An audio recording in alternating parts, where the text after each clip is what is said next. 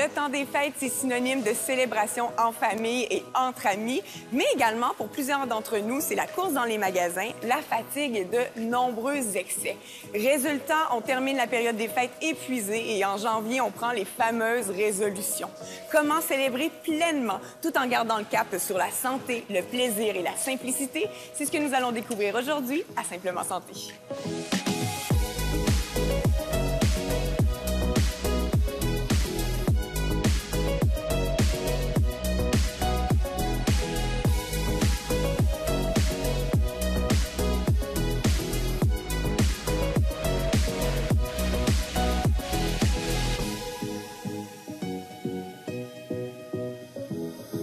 Avec les cadeaux, la préparation des repas, également les nombreuses invitations, pour certaines personnes, le temps des fêtes devient une course. Bonjour, Iman. Allô, Priscilla. Iman, comment peut-on faire pour célébrer pleinement et en profiter de cette belle période tout en gardant quand même le cap sur notre bien-être?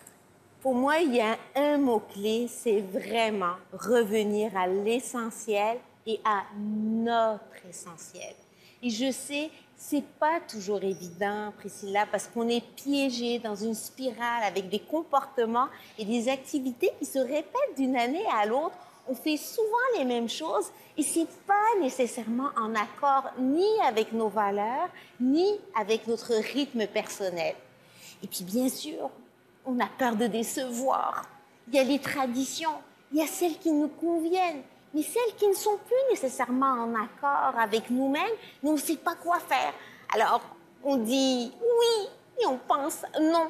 D'où l'importance de revenir à notre essentiel. Et ce que je vous propose, c'est vraiment de prendre le temps de le définir, de le clarifier et par la suite, de communiquer aussi avec nos proches pour qu'ils puissent réaliser, comprendre l'essence des gestes qu'on va déposer de telle manière, bien sûr, à préserver l'esprit de Noël et que notre essentiel puisse corroborer avec l'esprit joyeux des fêtes. Pour respecter nos besoins à nous dans tout ça. Ben oui, puis souvent on ne se parle pas entre nous, alors personne ne respecte ses besoins finalement, puis on se retrouve épuisé. C'est ça le truc, on ne communique pas. Alors on veut faire plaisir, et puis au final, est-ce que c'est véritablement ça qu'on souhaite tous vivre ensemble, et en famille, et entre amis? Oui, même avant les fêtes, souvent avant les fêtes, on se met même une pression qui est pas utile avec les fameux cadeaux. On est de plus en plus conscient, par contre, de la surconsommation qui entoure cette période. Mais même à ça, c'est difficile de ne pas tomber dans le piège. Ben, comme beaucoup de comportements répétés, on fait ça depuis des décennies. Et peut-être là encore, il s'agit de ralentir avant de poser justement les gestes habituels. Et pourquoi ne pas être créatif? On parle de Noël, on parle de joie, de festivité. Les enfants, bien sûr, il y a l'esprit de Noël, il y a les jouets. Est-ce qu'on a besoin de 12 jouets? Pourquoi pas bien choisir le jouet en question et de garder à l'esprit que derrière les jouets, il y a le jeu, l'esprit festif. Alors les enfants, c'est merveilleux de les amener aussi à explorer. Pourquoi pas une journée ensemble pour faire du ski, un cours de théâtre, un cours de musique, un cours de guitare, une fin de semaine en chalet, tous ensemble. Donc, innover, la lecture, bien sûr, pourquoi pas un magazine, un abonnement, tiens, à, je sais pas moi, exploration, découverte. Donc, pour les enfants, je crois que il y a l'étincelle de Noël, il y a l'esprit du jeu, mais on n'a pas besoin de courir des centres d'achat et d'avoir 15 000 boîtes à déballer. Je crois que quelque part, on dilue même l'esprit de Noël. Et même pour les adultes, d'offrir des beaux moments, c'est tellement une belle pensée aussi. Oh oui. Tu sais, Priscilla, un truc que je dis souvent, exemple, on voit un spectacle toutes les deux. Le cadeau, c'est être avec toi. L'emballage, c'est le spectacle. Donc, là encore, il y a plein d'idées. Un spectacle, un spa, une fin de semaine ensemble, je sais pas moi, dans un chalet, un souper tout simplement ensemble. Aller prendre une marche, une journée de raquettes, une pensée aussi. Une pensée écrite aussi. Des fois, ça a tellement de puissance, plus que n'importe quel cadeau. Oui. Nos amis, nos voisins, nos collègues, t'exprimer pourquoi tu es si importante pour moi. Ce sont des petits moments, je dirais, tellement précieux et c'est de ça véritablement qu'on se souvient. Puis la communauté, l'entraide, préparer des repas, pourquoi ne pas aller les porter dans les frigidaires communautaires? Faites quelques petits gestes de bénévolat, préparez quelques cadeaux, allez les porter à l'hôpital, dans la partie centre mère-enfant. Vous allez voir qu'est-ce que ça fait dans le cœur. Ce sont des petits gestes, mais pour moi, ils sont significatifs. Et je crois sincèrement, qu'il n'est vraiment pas nécessaire de tomber dans je dirais, la spirale de l'épuisement et la surconsommation pour exprimer quelque chose d'aussi beau, d'aussi doux, d'aussi profond, d'aussi simple que l'amour. Oui, oui, je pense que c'est important de se le rappeler également là, à l'aube des fêtes, tellement, et on le dit un peu au début de l'émission, pendant la période des fêtes, souvent il y a de la sédentarité également, il y a des excès, et là en janvier, tout à coup, on prend nos fameuses résolutions du mois de janvier, mais là avec toi, on va découvrir comment bien nourrir sa motivation pour pouvoir faire plutôt des changements cohérents et à long terme.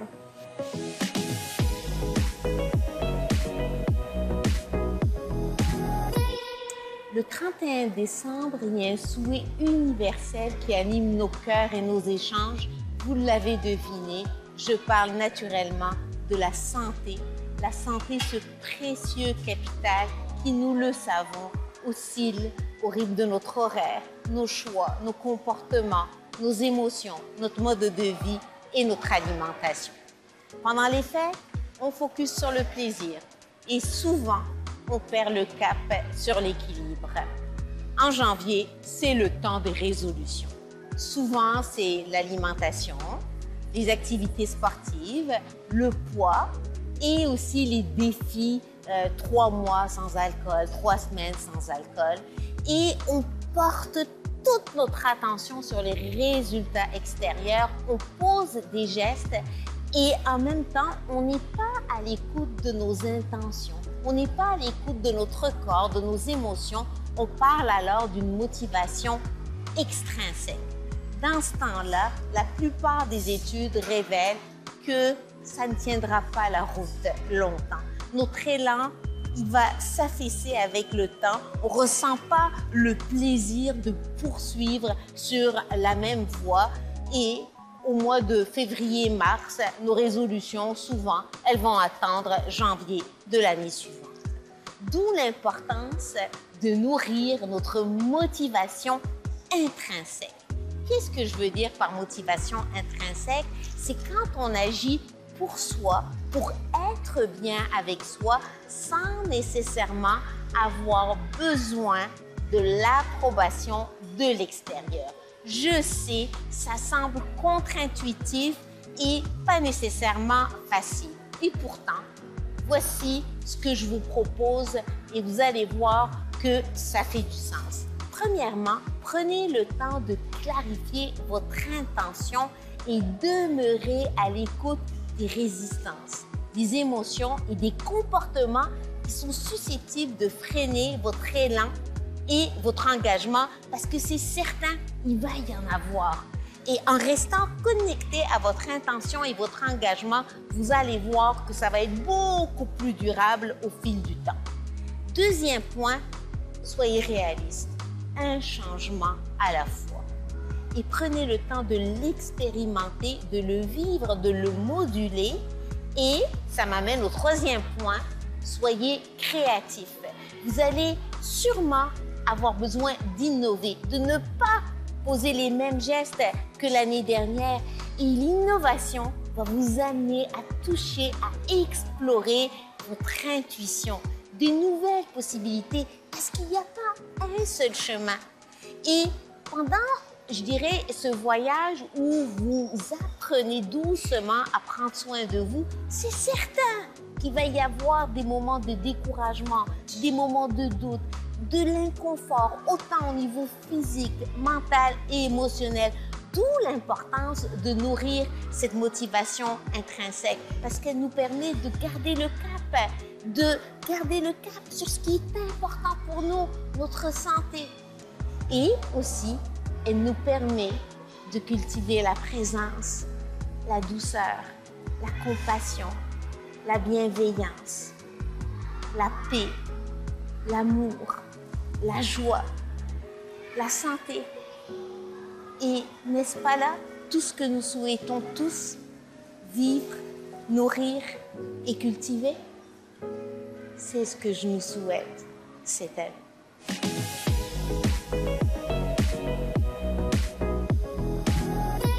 Comment célébrer pleinement tout en prenant soin de notre santé? Iman, tu vas nous donner des trucs et des astuces à incorporer pendant la période des fêtes pour prendre soin de nous, tout en profitant au maximum tout de même, parce que c'est important. Et je suis probablement pas la seule, mais souvent, après les fêtes, je suis un peu fatiguée. Il y a quand même un manque de sommeil, souvent. Un manque de sommeil, il y a l'épuisement lié aux soirées tardives qui sont accompagnées de repas, d'alcool. Et le lendemain, il y a la sédentarité. Les deux ensemble, le duo au manque de sommeil, sédentarité, excès de table, apportent, je dirais, un peu comme un effet crescendo au niveau de la fatigue. Donc, plus le temps des fêtes avance, plus on est épuisé. Puis, à un moment donné, on termine le temps des fêtes épuisé, on commence le mois de janvier épuisé. Donc, c'est de prendre le temps avant de se dire, est-ce que je pourrais veiller tard?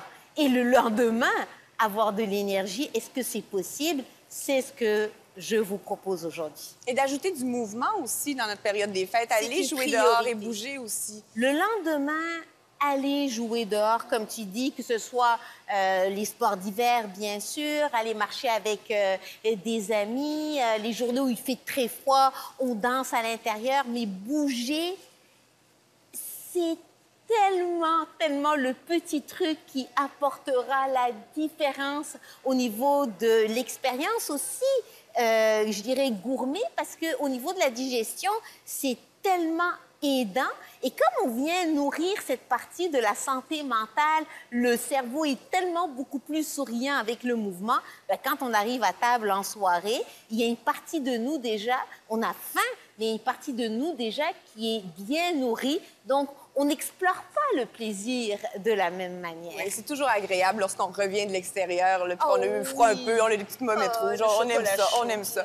Aussi, pendant le temps des fêtes, il y a beaucoup d'excès de nourriture, entre autres. Est-ce que tu as des trucs pour qu'on diminue, peut-être qu'on fasse attention pour pas qu'il y en ait trop? Oui. Avant les trucs, je parlerai juste d'une petite chose, Priscilla. Oui. C'est que souvent, on associe le plaisir à Épicure.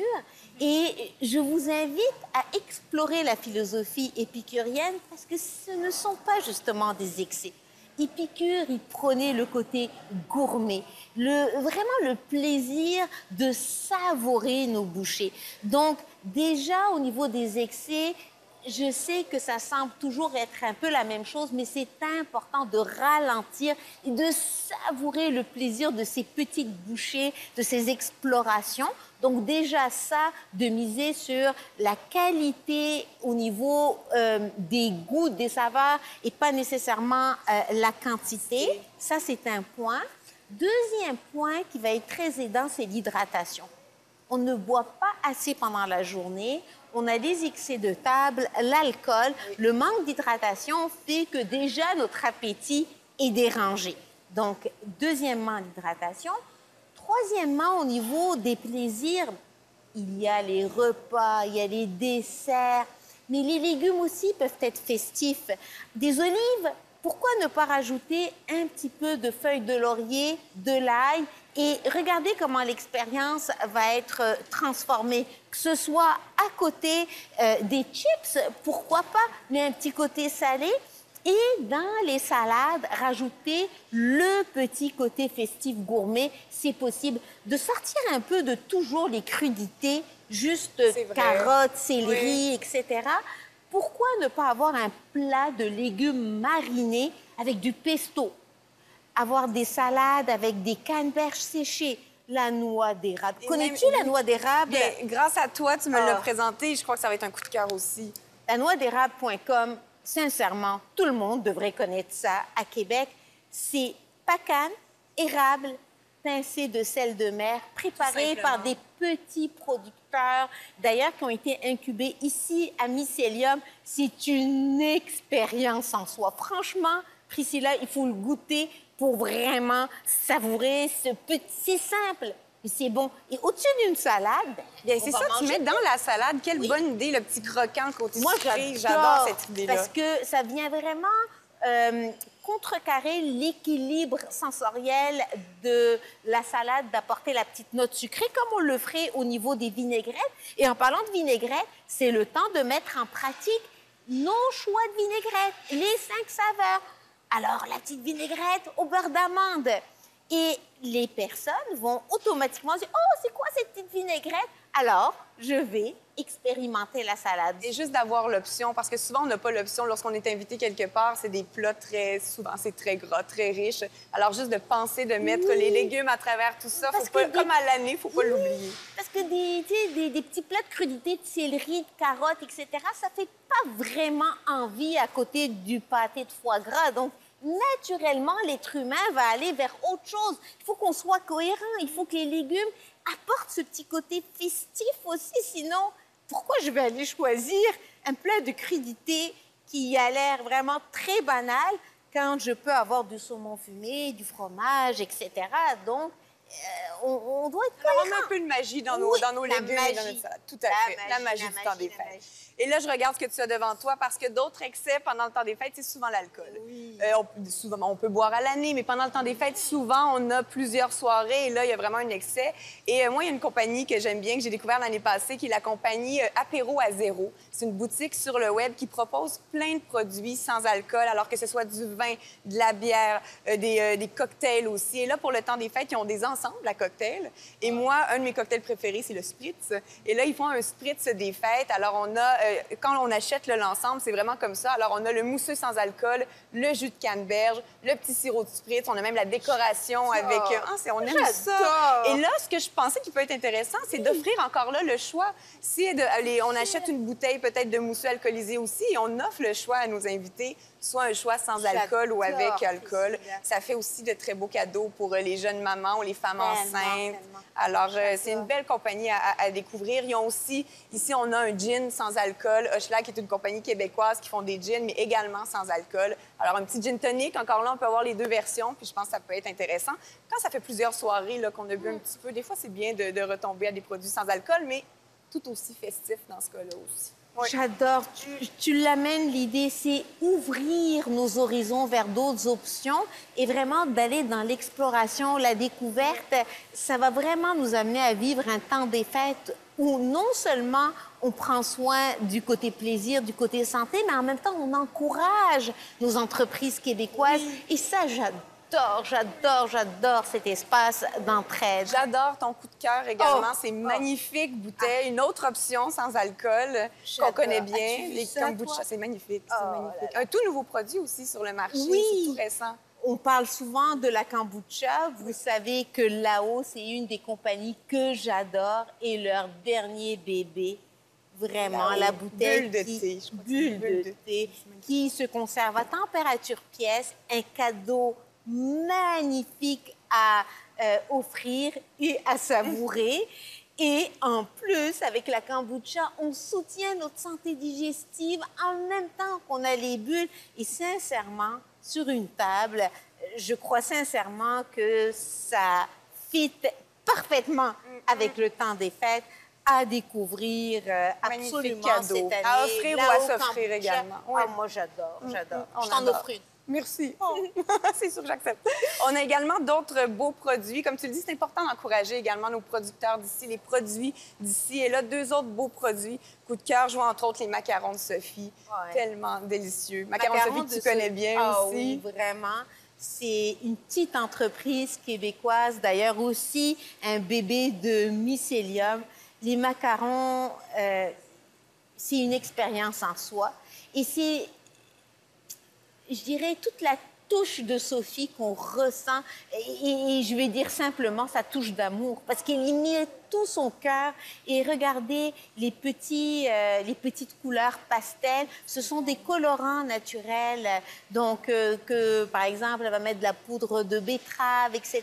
Donc, c'est bien pensé et c'est bien préparé. Et en plus, elle rajoute la petite touche personnelle avec une signature à vos boîtes. Et le dessert, vous prenez le temps de le savourer. Ça amène vraiment la petite note qui est festive, croquante. Et le macaron vient combler un espace sensoriel. Vous n'avez pas besoin d'un deuxième macaron après un macaron de Sophie. On est vraiment dans la qualité à déguster un après l'autre. Ils sont au marché, au Grand Marché également de Québec pour la période des fêtes. Oui, vraiment des produits à découvrir. Et également en chocolat, il y a plusieurs chocolatiers à travers le Québec qui font d'excellents produits. Entre autres, Geneviève Grandbois que tu aimes beaucoup. J'adore Geneviève Grandbois, encore là pour la femme derrière l'entreprise, les valeurs et le choix minutieux qu'elle fait vraiment par rapport aux ingrédients, par rapport à sa signature. C'est l'ensemble, je dirais, de l'expérience, même les noms. Quand j'ai ouvert la boîte, joie, liberté, amour, le nom des chocolats. Oui. Et à ce moment-là, quand on arrive avec des petites boîtes qui sont aussi joliment présentées, pour moi, le plaisir commence déjà au niveau visuel. Ça, encore là, c'est une panoplie de Geneviève Grandbois. C'est absolument, je dirais, au niveau du plaisir, le chocolat fait partie du temps des fêtes et de découvrir du vrai bon chocolat. Pour moi, ça fait partie de la santé. Et on l'a même dit au niveau du microbiote, le chocolat vient aussi encourager nos bactéries intestinales. Alors, on aime. L'idée, c'est de ne pas en manger 12. Mais quand on est dans ces expériences aussi raffinées, il y a quelque chose qui change dans notre élan pour aller choisir notre produit. Et la qualité nous amène aussi à savourer, à ne pas multiplier, j'irai jusqu'au fond du sac, mais je vous invite vraiment à l'expérimenter et à faire par vous-même, je dirais, à tirer par vous-même finalement vos conclusions, puis avec quoi vous restez en bouche, avec quelle expérience vous partez. Pour moi, le plaisir, c'est tellement personnel. Donc, chaque personne doit vivre l'expérience. Il y a le plaisir de faire des découvertes aussi gourmandes. Ça aussi, c'est intéressant de découvrir des nouveaux produits d'ici. Et là, j'ai l'impression qu'on a fait le tour de plusieurs grands essentiels ou la base de tout ce qu'on a parlé pendant la saison. On a parlé d'hydratation, de plaisir. Aussi, on a parlé de repos digestif. C'est peut-être une bonne période, le temps des fêtes, des fois, pour essayer de faire des petites périodes de repos digestif. Oui. Parce que le lendemain, on veille, on mange tard. Le lendemain, on n'a pas faim. C'est le temps de pratiquer, par exemple, le jeûne intermittent, de préparer des tisanes digestives, de s'hydrater, de jouer dehors, de laisser la faim s'articuler pendant la journée. Pourquoi ne pas préparer un potage qui va être là dans le frigidaire pour les lendemains de soirée, d'avoir justement des salades toutes prêtes. Mais on aime la chaleur aussi pendant le temps des fêtes. Donc, l'idée d'avoir le choix entre le chaud, le froid, le déjà prêt nous permet de nous alléger pendant la journée. Et vous allez constater que plus on prend soin de nous pendant la journée, et moins on a faim, moins on va en fait dans des excès le soir. Mais si on arrive épuisé, on n'a pas bougé, on a grignoté toute la journée du sucre, etc., la glycémie, tac, tac, tac, on arrive le soir, on a encore plus faim. Et quand on arrive vraiment bien reposé, nourri, je dirais, cœur et corps, eh bien, la soirée se transforme parce qu'il n'y a pas que les repas à table. N'oublions pas le plus important, les moments que nous avons ensemble. Et si après 1 heure, 1 heure et demie, 2 heures, notre système digestif est surchargé, souvent on ne savoure plus les moments de la même manière. On ne joue plus, on ne s'amuse plus. Prenons l'exemple des enfants. Il n'y en a pas beaucoup autour du buffet. ils viennent, ils prennent leurs petites assiettes, puis ils partent jouer. Alors, c'est ça, je crois, entre guillemets, qui manque souvent dans l'expérience et on va aller combler par le côté alimentation et de doucement juste devenir l'observateur et de dire, et cette année, est-ce que je pourrais faire les choses différemment? Est-ce que je pourrais explorer le temps des fêtes d'une manière qui va me permettre de partir avec quelque chose de profond, de touchant, qui va vraiment nourrir mon cœur, parce que ça va être bon de savourer des repas, mais le plaisir va être éphémère. Mais les moments qu'on va partager ensemble, ça, Priscilla, on va s'en souvenir. Oui, c'est ça qui est important aussi, tout à fait.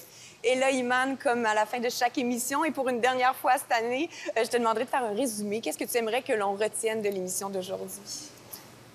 Premièrement, notre essentiel. Prendre le temps de le définir, de bien le cerner et par la suite de le communiquer à nos proches.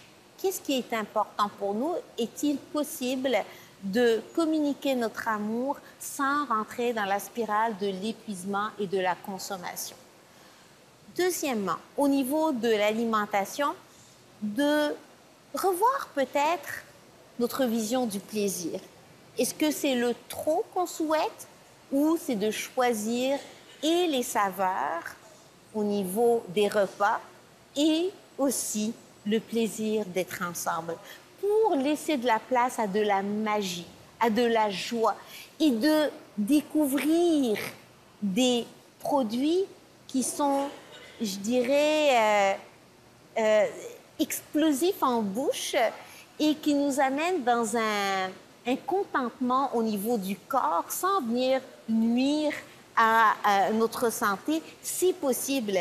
Et l'idée, c'est vraiment de cultiver l'esprit épicurien et d'aller encourager les entreprises québécoises. Pour moi, cet esprit d'entraide fait partie de l'expérience de Noël, comme d'ailleurs nous entraider ensemble. C'est le temps à Noël de renouer à notre essentiel parce que c'est une période qui est privilégiée et de nous en inspirer pour la cultiver tout au long de l'année. C'est vraiment ce que je nous souhaite à tous, vraiment à tous cette année. Merci, merci infiniment et merci. Bon temps des fêtes à toi. Merci pour ta présence. Merci à vous. Merci à toute l'équipe de MaTV également. Merci à vous d'être à l'écoute. On est vraiment toujours très choyés, très heureuse de vous lire et lire vos commentaires. Merci d'être là. Joyeuses fêtes. Prenez bien soin de vous. À bientôt, on l'espère. Merci. Prenez soin de vous et à l'année prochaine.